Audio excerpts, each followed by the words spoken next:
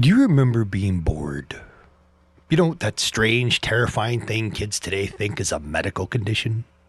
Because back in our day, boredom wasn't a crisis. It was just part of the lifestyle. We didn't have the tablets, the notifications, or 10,000 shows streaming at once. We had time and nothing to do with it.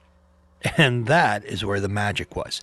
You see, when a Gen X kid said, "I'm bored," our parents didn't hand us a device. They handed us that look that said, "You better figure it out before I find you something to do. And trust me, you ain't gonna like it." So we figured it out. We'd go and build forts out of couch cushions. We'd play stickball in traffic. We invented games so dangerous they should have came with liability waivers.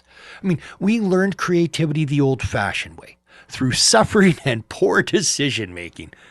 Because that boredom was our sandbox. It was this open field where our imagination could go and get dirty. We didn't need a phone to talk to people. We went outside and knocked on doors until someone's mom yelled, "Go play!" Because that was our group chat. And we didn't need no GPS to go find our friends. We just followed the trail of abandoned bikes in front of someone else's yard.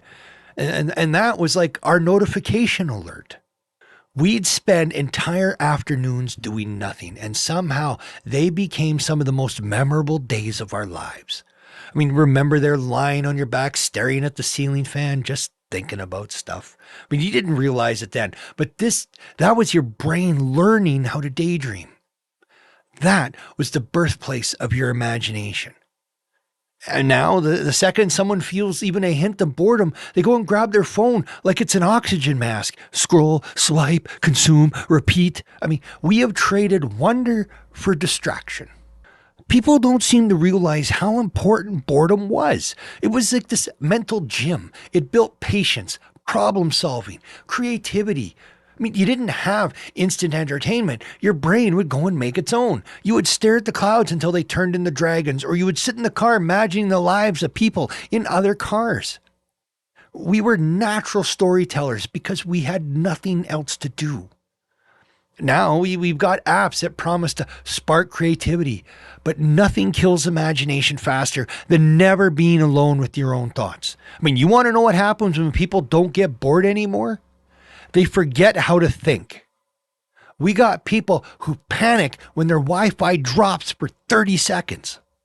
That's not downtime. That's just a brief intermission. And you can tell who grew up Gen X because they're the only ones who can sit in silence without looking like we're about to explode. We were trained by the dark ages, by dial-up tones, commercial breaks, waiting for a week for the next episode of our favorite show. We were forged in the fires of nothing. And I get it. Convenience is great. I'm not saying I want to go back to rewind VHS tapes and using encyclopedias the size of bricks. But we lost something when everything got so instant. When every moment got filled with content, we stopped leaving space and time for wonder. When's the last time anybody just stared out a window? When's the last time someone sat in a coffee shop and didn't pull out a phone the second they sat down? We don't wait anymore. We don't wander either. That's the secret nobody talks about. Boredom wasn't empty. It was fertile. That's where dreams started. That's where weird ideas grew. That's where the spark of what if came from. And all those backyard bands, doodled comic books, makeshift inventions, they came from idle minds. Bored kids built worlds. Now kids build playlists. It's not their fault. It is the world that we built for them. This world allergic to stillness. We keep saying people have short attention spans now. Oh, no. They have no attention span because the world doesn't give them room to have one. Everything is designed to interrupt you. Every app screams, "Look at me." Every platform begs you for a click. We're overstimulated to the point of numbness. And then we go and wonder why no one feels grounded, why no one can think deeply anymore. You can't think deeply when you're constantly interrupted. Sometimes the best ideas need silence, and silence died when boredom did. Remember summer days when it was too hot to do anything? You just lay there melting into the couch, flipping through the same 3 channels until someone would go and say, "Want to go outside?" And somehow that turned into an adventure. You'd ride your bike to nowhere. You'd end up at a corner store buying a 25-cent popsicle, talking about life like philosophers who hadn't even hit puberty. And that's where connection lived, in the spaces between the noise. I mean, we used to feel time passing. Now we just measure it in screen time. And the sad part here is that people think boredom is wasted time. It's not. It's human time. It's where we meet ourselves and when the world shuts up for a minute.